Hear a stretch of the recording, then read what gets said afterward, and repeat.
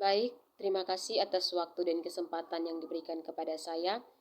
Perkenalkan, nama saya Maria Marta Barbosa dengan NIM 1906050073. Di sini saya akan menjelaskan atau mempresentasikan jurnal yang telah saya review dengan judul Strategi dan Teknologi Pengelolaan Lahan Kering yang mendukung Pengandaan Pangan Nasional yang ditulis oleh Abdul Kemen Adaria dan A. Mulyani. Langsung saja kita pada latar belakangnya.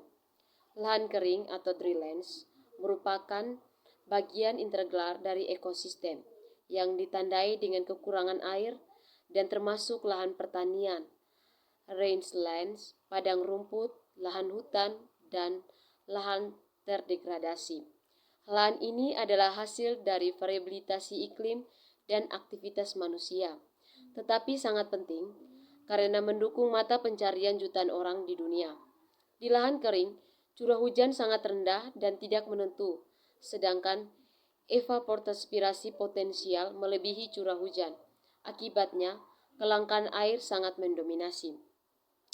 Laju peningkatan produksi bahan pangan nasional, terutama beras, berjalan relatif lambat dibandingkan dengan kebutuhan pangan rakyat yang terus meningkat akibat pertumbuhan penduduk.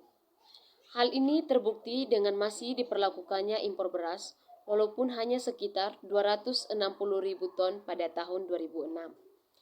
Serta sesekali terjadi kekurangan bahan pangan di wilayah-wilayah kantong kemiskinan, seperti di pelosok, contohnya NTT, NTB, dan Papua. Kelembatan peningkatan produksi pangan tersebut disebabkan oleh berbagai faktor, antara lain konservasi lahan sawah dan persaingan penggunaan air. Selain bencana banjir dan longsor, bahan pangan terutama beras sebagian besar diproduksi di lahan sawah beririgasi teknis dengan tingkat kesuburan tanah cukup tinggi. Karakteristik budidaya padi sawah seperti itu membatasi peluang peningkatan produksi beras melalui perluasan areal sawah, karena sempitnya lahan cadangan yang sesuai untuk dijadikan sawah dan makin ketatnya persaingan penggunaan air dengan industri, pertambangan, rumah tangga, dan lainnya. Perlu upaya lain untuk meningkatkan produksi bahan pangan nasional.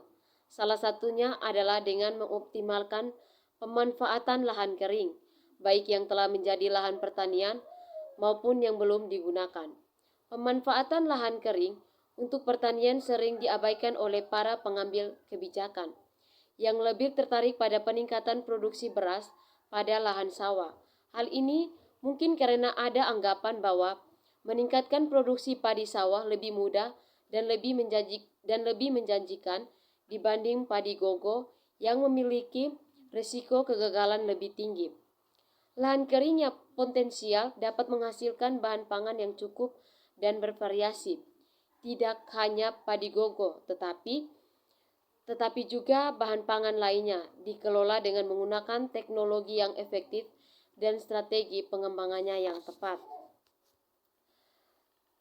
Tujuan dari jurnal ini yakni yang pertama itu untuk menjelaskan strategi dan teknologi pengelolaan lahan kering yang mendukung pengendalian bahan pangan nasional, dan yang kedua itu memberi tambahan wawasan mengenai strategi dan pengelolaan lahan kering. Rumusan masalahnya, apa yang dimaksud dengan strategi pengelolaan lahan kering dan teknologi apa saja yang digunakan untuk mendukung pengadaan bahan pangan nasional di daerah lahan kering. Langsung saja kita lanjutkan pada hasil atau pembahasannya. Dalam tulisan ini dikemukakan ketersediaan lahan kering yang sesuai untuk tanaman pangan, berbagai teknologi pengelolaan lahan yang efektif seperti konservasi dan rehabilitas tanah, pengolahan kesuburan tanah, pengelolaan air pertanian, dan strategi pengembangan pertanian lahan kering tersebut di Indonesia. Sangat curam atau solum, tanah dangkal atau berbatu, atau termasuk kawasan hutan. Dari total luas 140 juta ha, lahan kering yang sesuai untuk budidaya pertanian lahan sekitar 76,22 juta ha atau 52%. Sebagian besar terdapat di dataran rendah, 70,71 juta ha atau 93%, dan sisinya di dataran tinggi, di wilayah dataran rendah, lahan dataran bergelombang atau lereng kurang dari 15%, yang sesuai untuk pertanian tanaman pangan mencakup 23,26 juta ha. Lahan dengan lereng 15-30% lebih sesuai untuk tanaman tahunan, 47,45 juta ha. Di dataran tinggi, lahan yang sesuai untuk tanaman pangan hanya sekitar 2,7 juta ha dan untuk tanaman tahunan 3,44 juta ha. Potensi dan masalah pertanian lahan kering. Potensi lahan kering. Lahan kering merupakan salah satu agroekosistem yang mempunyai potensi besar untuk usaha pertanian baik tanaman pangan, hortikultural atau sayuran dan buah-buahan maupun tanaman tahunan dan peternakan. Berdasarkan Atlas Arahan Tata Ruang Pertanian Indonesia skala 1:1000, Pusat Penelitian dan Pengembangan Tanah dan Agroklimat 2001, Indonesia memiliki dataran sekitar 188,20 juta ha, terdiri atas 140 juta ha lahan kering 78% dan 40,20 juta ha lahan basah atau 22%. Kesuburan tanah. Pada umumnya, lahan kering memiliki tingkat kesuburan tanah yang rendah, terutama pada tanah-tanah yang tererosi, sehingga lapisan oleh tanah menjadi tipis dan kadar bahan organik rendah. Kondisi ini makin diperburuk dengan terbatasnya penggunaan pupuk organik, terutama pada tanaman pangan semusim. Di samping itu, secara alami, kadar bahan organik tanah di daerah tropis cepat menurun mencapai 30-60% dalam waktu 10 tahun. Bahan organik memiliki peran penting dalam memperbaiki sifat kimia, fisik, biologi tanah, dan topografi. Yang berikutnya itu topografi. Di Indonesia, lahan kering sebagian besar terdapat di wilayah bergunung, besarnya 30% dan berbukit dari 15-30%, dengan luas masing-masing 51,30 juta ha dan 36,90 juta ha. Ketersediaan air pertanian. Keterbatasan air pada lahan kering mengakibatkan usaha tani tidak dapat dilakukan sepanjang tahun, dengan indeks pertanaman IP kurang dari 1,50. Penyebabnya antara lain adalah distribusi dan pola hujan yang fakultatif, baik secara spasial maupun temporal. Wilayah barat lebih basah dibandingkan dengan wilayah dataran timur. Dan secara temporal, terdapat perbedaan distribusi hujan pada musim hujan dan musim kemarau. Berikutnya penggunaan dan ketersediaan lahan. Menurut Badan Pusat Statistika 2005, lahan pertanian Indonesia meliputi 72,20 juta ha, sekitar 61,53 juta ha, diantaranya berupa lahan kering dengan produktivitas relatif rendah, jauh di bawah potensi hasil. Produktivitas padi gogos berkisar antara 2-3 ha, padahal potensinya dapat mencapai 4-5 ha. Demikian juga komoditas lain seperti kedelai masih dapat ditingkatkan. Kepemilikan hak. Berikutnya adalah kepemilikan lahan. Tantangan yang lebih berat dan sukar diatasi adalah permasalahan sosial ekonomi. Antara lain, pemilikan lahan oleh petani cenderung menyempit. Data sensus pertanian tahun 1993 dan 2003 serta hasil penelitian pusat pada tahun 2000-2003 menunjukkan luas lahan pertanian di Jawa cenderung menurun, sedangkan di luar Jawa sedikit meningkat. Yang berikutnya adalah teknologi pengelolaan lahan kering. Dari segi luas, potensi lahan kering di Indonesia tergolong tinggi, namun terdapat permasalahan biofisik dan sosial ekonomi yang harus diatasi untuk meningkatkan produktivitas secara berkelanjutan. Beberapa tingkat untuk menanggulangi faktor pembatas biofisik lahan meliputi pengelolaan kesuburan tanah, konservasi dan rehabilitas tanah, serta pengolahan sumber daya air secara efisien. Berikutnya adalah pengelolaan kesuburan tanah. Pengelolaan kesuburan tanah tidak terbatas pada peningkatan kesuburan kimiawi, tetapi juga kesuburan fisik dan biologi tanah.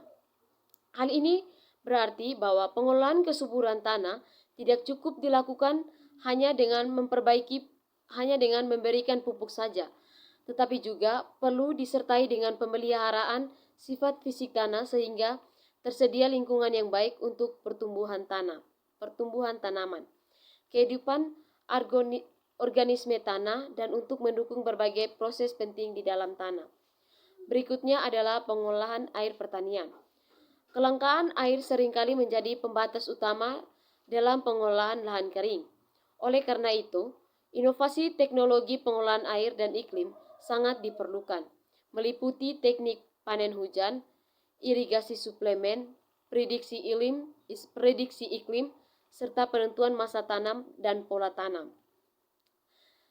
Pemanenan air dapat dilakukan dengan menampung air hujan atau aliran permukaan pada tempat penampung sementara atau permanen untuk digunakan mengairi tanaman. Oleh karena itu, pemanenan air selain berfungsi menyediakan air irigasi pada musim kemarau, air juga dapat mengurangi risiko banjir pada musim hujan. Yang berikutnya adalah seleksi teknologi tepat guna. Teknologi pengelolaan lahan kering untuk pertanian tanaman pangan telah tersedia, baik teknologi konservasi tanah, peningkatan kesuburan tanah, pengolahan bahan organik tanah, dan pengolahan air. Dari sekumpulan teknologi tersebut, perlu diselesaikan teknologi yang tepat guna, sesuai dengan kondisi lahan, tanah, air, dan iklim, dan petani. Oleh karena itu, perlu diketahui terlebih dahulu karakteristik lahan dan kondisi petani agar teknologi yang terpilih betul-betul efektif dan dapat diadopsi petani. Yang berikut itu diseminasi teknologi. Diseminasi dan adopsi teknologi pada umumnya berjalan lambat, termasuk teknologi pengelolaan lahan, seperti tanah, air, dan iklim. Teknologi tersebut disebarkan melalui seminar, simposium, jurnal, serta media cetak dan elektronik. Namun akses penyuluhan apalagi petani ke media tersebut relatif terbatas atau sangat rendah, sehingga cara dan media penyampaian tersebut kurang efektif atau tidak efisien. Oleh karena itu, diperlukan metode diseminasi secara langsung kepada petani yang lebih mendekatkan sumber teknologi dengan petani sebagai calon pengguna teknologi. Yang berikutnya adalah strategi pengelolaan lahan kering. Pertanian lahan kering tidak memerlukan banyak air seperti halnya budidaya padi sawah.